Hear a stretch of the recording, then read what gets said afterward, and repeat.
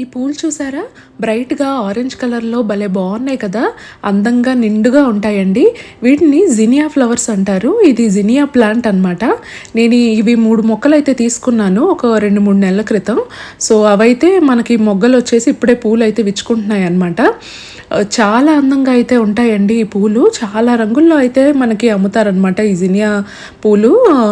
మనకి వైలెట్ కలర్‌లో ఉంటాయి, రెడ్, డార్క్ రెడ్ కలర్‌లో, పింక్ కలర్‌లో, వైట్ కలర్‌లో, గ్రీన్ కలర్‌లో అన్ని రకాల రంగుల్లో కూడా ఈ జినియా ప్లాంట్స్ అయితే ఉంటాయన్నమాట. ఇవి 4, 5 మొక్కలు పెట్టుకుంటే కలర్‌ఫుల్‌గా ఉంటుందన్నమాట గార్డెన్ అంతా కూడా. పూజ చేసేటప్పుడు కూడా ఈ పూలు పెడితే భలే నిండుగా ఉంటుంది. నాకైతే వట్టి ఆరెంజ్ కలర్ ప్లాంట్స్ అయితే దొరికాయి. సో, నేను వట్టి ఆరెంజ్ కలరే కొన్నానన్నమాట. సో, నెక్స్ట్ ఇయర్ అయితే ఇంకా వేరే కలర్స్ కూడా కొందాం అనుకుంటున్నాను. నాకు ఆరెంజ్ కలర్ ఒకటే దొరికింది ప్రస్తుతానికి. ఇప్పుడు మాకు ఇక్కడ ఫాల్ సీజన్ అండి, అంటే శరత్ ఋతువు అనమాట.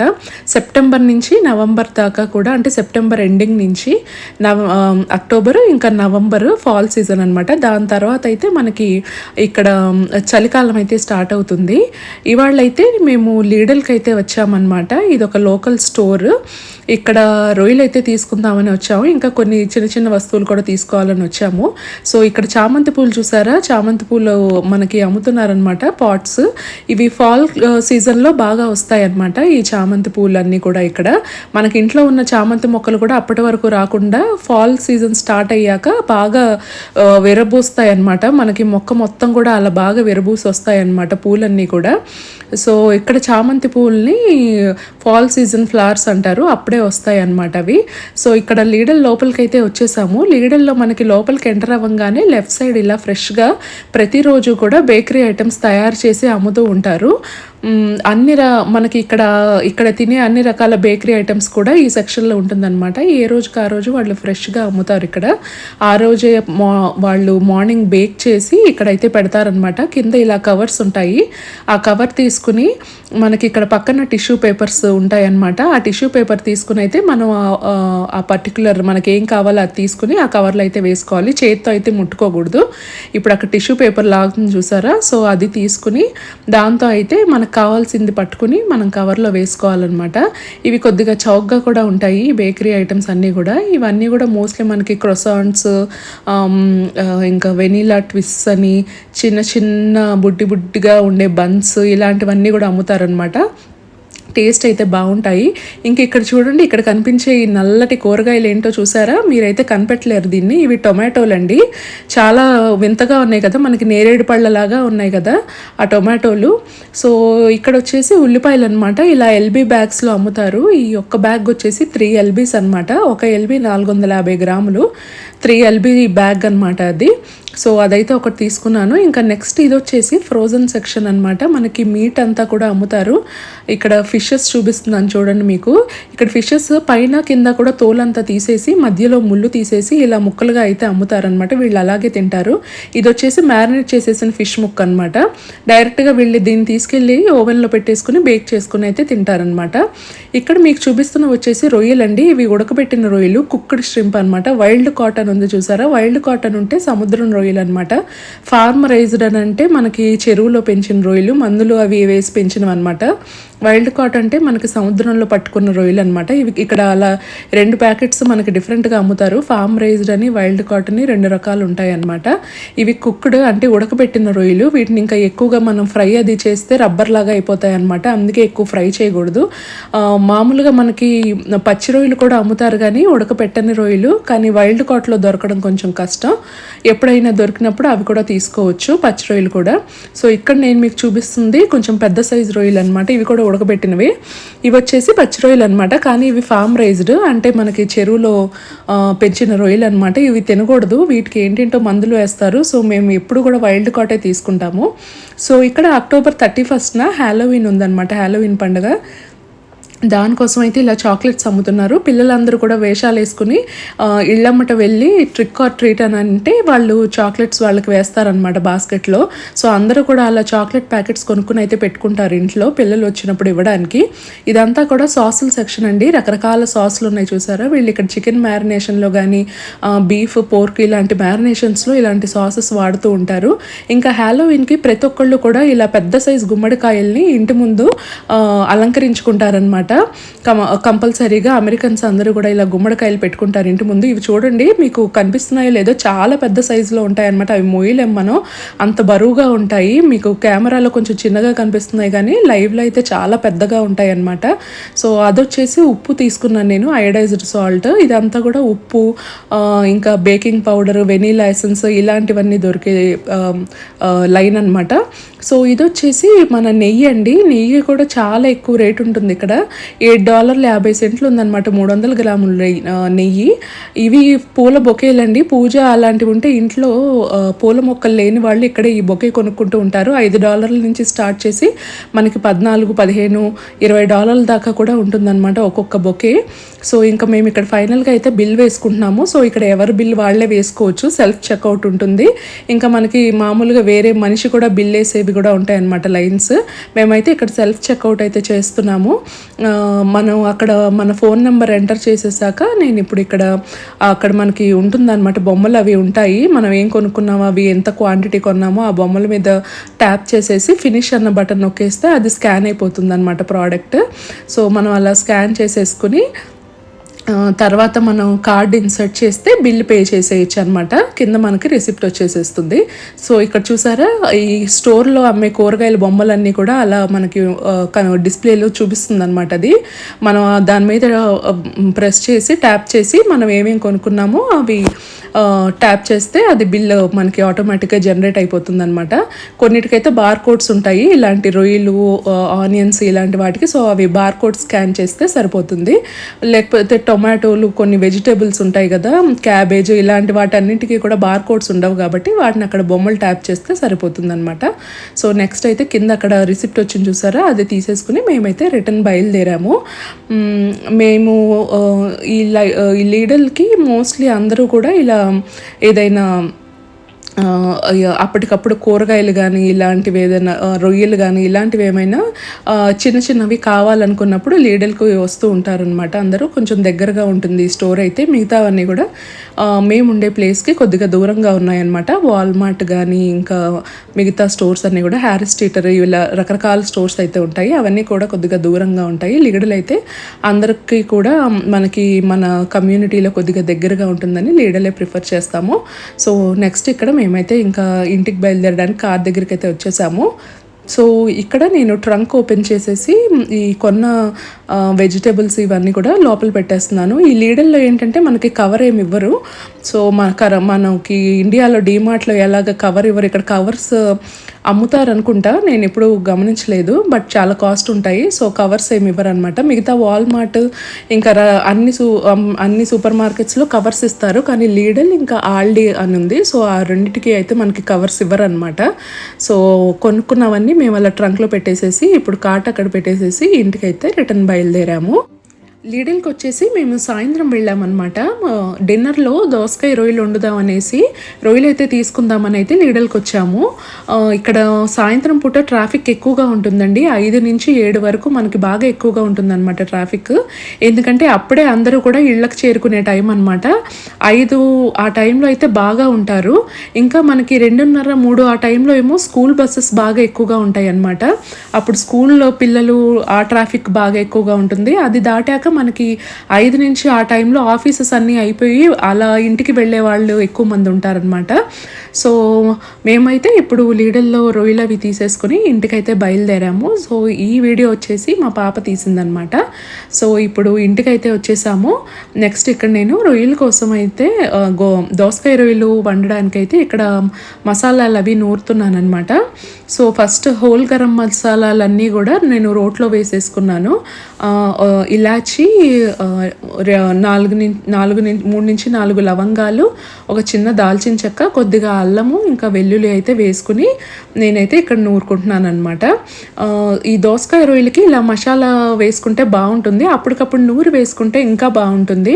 మనం ఎప్పుడు ఫ్రిడ్జ్లో స్టోర్ చేసుకుని అవి వేసుకునే కన్నా కూడా అల్లం వెల్లుల్లిపై పేస్ట్ కూడా అప్పటికప్పుడు నూరింది చాలా టేస్టీగా అయితే ఉంటుందన్నమాట. కాకపోతే కొంచెం ఎక్కువ టైం పడుతుంది రోట్లో నూరడానికి మనకి మిక్సీతో కంపేర్ చేస్తే. మిక్సీలో అయితే జస్ట్ మనకి 1 నిమిషంలోనే మొత్తం పేస్ట్ అయిపోతుంది కదా. సో నెక్స్ట్ ఇక్కడ నేనైతే మసాలా బాగా నూరేసేసుకున్నాను. ఇవేనమాట వైల్డ్ కాట్ సాలడ్ ష్రింప్ అని ఉన్నాయి చూసారా. సాలడ్ ష్రింప్ అంటే కొద్దిగా చిన్న రొయ్యలు, మనకి జంబో ష్రింప్ అంటే కొద్దిగా పెద్ద రొయ్యలు ఉంటాయన్నమాట ప్యాకెట్లో. ఇవి చిట్టి చిట్టుగా మనకి ముద్దకి తింటుంటే చక్కగా బాగుంటుందన్నమాట టేస్ట్. ఇవి ఫ్రై చేసుకున్నా కూడా చాలా బాగుంటుంది. ఈ చిన్న చిన్న రొయ్యలు వాళ్ళు మనకి పైన పొట్టంతా తీసేసి నల్లటిది ఉంటుంది కదా రొయ్యలకి కింద పైన కూడా, అదంతా కూడా తీసేసి బాగా క్లీన్ చేసేసి వాష్ చేసేసి మనకి వేడి నీళ్ళల్లో ఉడకబెట్టి ఇలా ప్యాకెట్లో వేసి అయితే అమ్ముతారనమాట. మనకి పచ్చి రొయ్యలు కూడా అలాగే అమ్ముతారు. మొత్తం మనకి ఆ నల్లటి వెయిన్ లాగా ఉంటుంది కదా రొయ్యకి, అవన్నీ కూడా తీసేసి బాగా క్లీన్ చేసేసి వాళ్ళు వాష్ చేసేసి ప్యాకెట్లో వేసి అయితే ఇక్కడ అమ్ముతారనమాట. చాలా ఫ్రెష్గా అయితే ఉంటాయి. సో ఈ రొయ్యలు అయితే నేను ఇప్పుడు ఒక గిన్నెలోకి తీసుకుంటున్నాను. చాలా బాగున్నాయండి టేస్ట్ కూడా.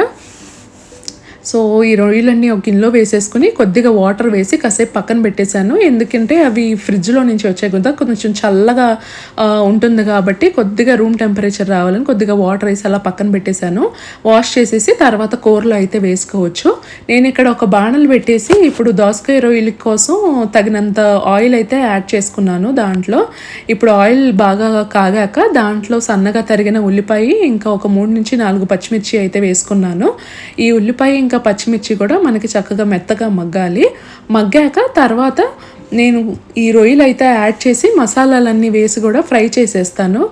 ఇవి నేను మీకు ముందే చెప్పాను కదా, ఇవి కుక్డ్ ష్రింప్ అని, అంటే ఉడకబెట్టిన రొయ్యలు. సో మనం దోసకాయలో వేసి వీటిని ఉడికించాలి అంటే మనకి మొత్తం కూడా రొయ్యలు రబ్బర్ లాగా అయిపోతాయి అనమాట, ఎందుకంటే అవి ఆల్రెడీ ఉడికి ఉన్నాయి కాబట్టి. సో రొయ్యల్ని నేను ఫస్ట్ వేపేసి తర్వాత వాటిని పక్కకు తీసేస్తాను. ఆ ప్రాసెస్ ఎలాగో మీరు ఒకసారి చూడండి. సో ఇక్కడ ఉల్లిపాయల్లో నేను పసుపు, ధనియాల పొడి ఇంకా కారం యాడ్ చేసుకుంటాను.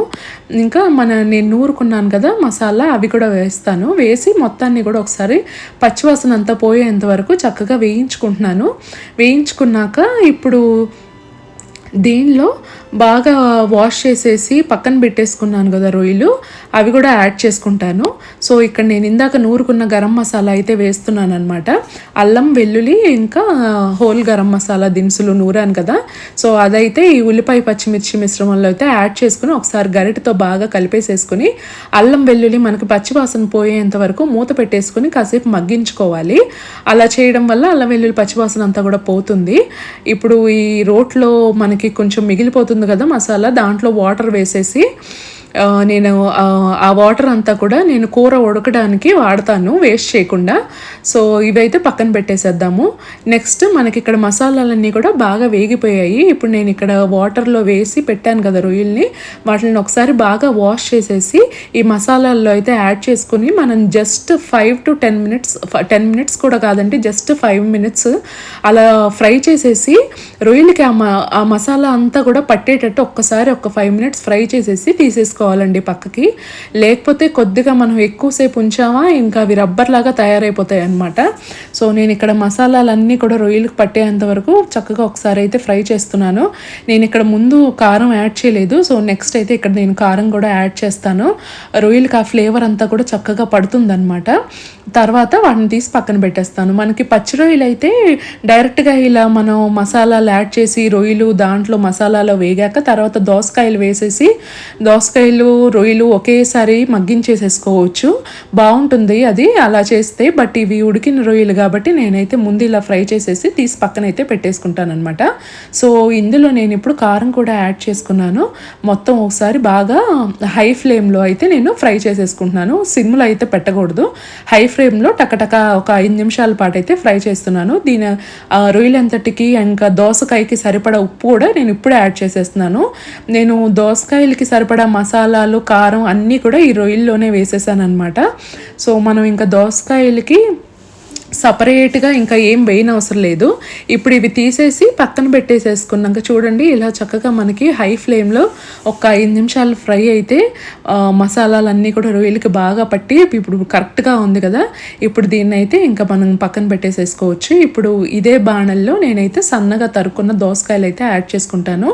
సో నాకు ఇక్కడ ఒక పావు కిలో నుంచి అరకిలో వరకు అయితే రొయ్యలు ఉన్నాయి. దీనికి సరిపడా నేనైతే ఒక 3 దోసకాయలు అయితే యాడ్ చేసుకున్నాను అనమాట, మీడియం సైజ్ దోసకాయలు. సో ప్రతి ముద్దకి కూడా చిన్న చిన్న రొయ్యలు వచ్చాయన్నమాట. చాలా టేస్టీగా అయితే అనిపించింది. మనకి పెద్ద రొయ్యలు అంటే 4-5 వేసుకోగలము కర్రీ వేసుకున్నప్పుడు. ఇలాంటి చిన్న చిన్న రొయ్యలు అయితే మనకి ముద్దకి కూడా తినేటప్పుడు నోటికి టేస్టీగా ఉంటాయి కదా మనకి తగులుతూ ఉంటే. సో ఈ రొయ్యలన్నీ కూడా నేను ఇప్పుడు ఒక ప్లేట్లోకి తీసేసుకున్నాను. ఇప్పుడు మనకి వేరే బాణలు అవసరం లేదు. అదే దాంట్లో నేను ఇప్పుడు కట్ చేసుకున్న దోసకాయ ముక్కలు అయితే యాడ్ చేసుకుంటాను. ఇంకా నూనె కూడా ఎక్స్ట్రాగా ఏమి యాడ్ చేయని అవసరం లేదు. సో ఈ దోసకాయ ముక్కలు అయితే దీనిలో యాడ్ చేసేసుకుని ఈ దోసకాయలకి సరిపడా కొద్దిగా సాల్ట్ అయితే వేసుకున్నాను. ఇంకా మసాలాలు ఏమీ వేయలేదు. దోసకాయల్ని కొద్దిగా సాల్ట్ వేసి కాసేపు అయితే మగ్గనిచ్చాను. అది వాటర్ అంతా వచ్చేసేసి బాగా బయటకు వచ్చేసేస్తుంది కదా. దోసకాయ, సొరకాయ ఇలాంటి వాటికి, బీరకాయ ఇలాంటి వాటికి వాటర్ అంతా ఊరుతుంది కదా. సో వాటర్ అంతా బాగా బయటకు వచ్చేసేంత వరకు బాగా మగ్గనిచ్చాను. తర్వాత ఇంకా నేను రోట్లో పక్కన పెట్టేశాను కదా నీళ్లు, అవి కూడా వేసేసి బాగా ఉడకనించాను అనమాట. దోసకాయ అంతా కూడా బాగా మెత్తగా ఉడికేటట్టయితే ఉడకనించాను. అది ఉడికించాక తర్వాత అయితే లాస్ట్లో ఇంకా నీళ్ళన్నీ ఎగిరిపోయాక ఇంకా కొద్దిగా మనకు ఒక 5% వాటర్ ఉన్నాయి ఇంకా దోసకాయల్లో అనంగా అప్పుడు నేను ఈ రొయ్యలు అయితే యాడ్ చేసేసి ఒకసారి బాగా కలిపేసేసి జస్ట్ 2 minutesలో అయితే ఇంకా స్టవ్ ఆఫ్ చేసేసాను అనమాట. అంతకన్నా ఎక్కువ అయితే పెట్టకూడదు, ఎందుకంటే ఉడికిన రొయ్యలు కాబట్టి. సో సాల్ట్ యాడ్ చేసేసి ఇప్పుడు ఒకసారి దీన్ని మొత్తాన్ని బాగా కలిపేసేసి మూత పెట్టేసేసి మనకు ఒక ఇది 25 minutes to ½ an hour దాకా పడుతుందండి దోసకాయ అంతా మగ్గిపోవడానికి. సో చూడండి, రోట్లో వాటర్ కూడా వేస్తున్నాను ఇప్పుడు. ఇంకా బాగా ఉడుకుతుంది కదా మనకి మెత్తగా. సో వేసాక ఇప్పుడు లాస్ట్లో ఇంకా 5% వాటర్ ఉన్నాయి అంతే, పెద్ద వాటర్ ఏమీ లేవు. ఇప్పుడు దోసకాయలన్నీ బాగా మగ్గిపోయాయి ఒక అరగంట పాటు. సో లాస్ట్లో ఇంకా నేను ఇందాక చేశాను కదా రొయ్యలు, వేపాను కదా రొయ్యలు, అవన్నీ తీసుకొచ్చి అయితే దీంట్లో యాడ్ చేసేస్తున్నాను అనమాట. యాడ్ చేసేసి బాగా హై ఫ్లేమ్లోనే ఒక్క 2 నుంచి 3 నిమిషాలు ఇలా మొత్తం ఈ మసాలాలన్నీ కూడా కొంచెం ఆ దోసకాయకి పట్టేలాగా బాగా కలిపేసేసుకుని లాస్ట్లో సన్నగా తరిగిన కొత్తిమీర యాడ్ చేసుకుంటే చాలా టేస్టీగా ఉంటుందండి. మనం పచ్చి రొయ్యలు అయితే డైరెక్ట్గా మనం రొయ్యలు ఒకసారి మసాలాల్లో వేగాక దాంట్లో దోసకాయ యాడ్ చేసుకుని తర్వాత అది మగ్గాక వాటర్ పోసి అయితే కూరని మగ్గించుకోవచ్చు. సో ఇవి ఉడకబెట్టిన రొయ్యలు కాబట్టి నేను ఈ ప్రాసెస్లో అయితే చేస్తానన్నమాట. ఉడకబెట్టిన రొయ్యలు వాడితే ఒకవేళ ఇది కూడా మనకి అచ్చం పచ్చి రొయ్యలతో చేసినట్టే ఉంటుందండి. టేస్ట్ చాలా బాగుంటుంది. మనం ఈ రొయ్యల్ని బీరకాయలో వేసుకోవచ్చు, బెండకాయలో వేసుకోవచ్చు, వంకాయ, దోసకాయ ఇలా అన్నింట్లో కూడా కలుపులాగా ఇలా వేసుకోవచ్చు. చాలా టేస్టీగా అయితే ఉంటుందన్నమాట. సో ఇలా కొత్తిమీర యాడ్ చేసేసుకుని ఇంకా మనం స్టవ్ ఆఫ్ చేసేసుకోవచ్చు. కూర చూసారా కలర్ఫుల్గా ఎంత బాగుందో. పిల్లలు కూడా చాలా ఇష్టంగా తింటారు. పుల్లగా ఉంటుంది, చాలా టేస్టీగా ఉంటుంది. ముద్దకి రొయ్య కూడా వస్తుందన్నమాట. చాలా బాగుంటుంది. మీరు కూడా తప్పకుండా ట్రై చేయండి. సరే, మరో మంచి వీడియోతో మళ్ళీ మిమ్మల్ని కలుస్తాను. బాయ్.